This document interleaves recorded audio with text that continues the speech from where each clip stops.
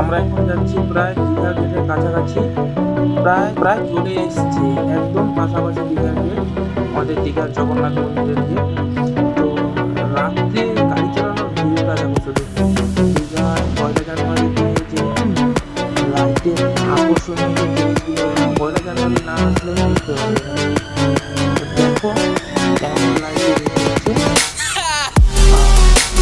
গাড়িগুলো কি করছে, রাত্রে চালানো রিস্ক আছে, কিন্তু এই যে এইগুলো না, রাত্রে যে এই যে লাইটের যে আকর্ষণীয় জিনিসগুলো রাত্রিবেলা দেখতে হবে, দিনের বেলা অতটা বোঝা যায় না, রাত্রে এই যে লাইটের যে খুব ভালো মতো দেখতে হবে। তো দেখো ধীরে ধীরে যাচ্ছে, আমাকে দেখিয়ে নিয়ে যাচ্ছে লাগছে একটু বলবে।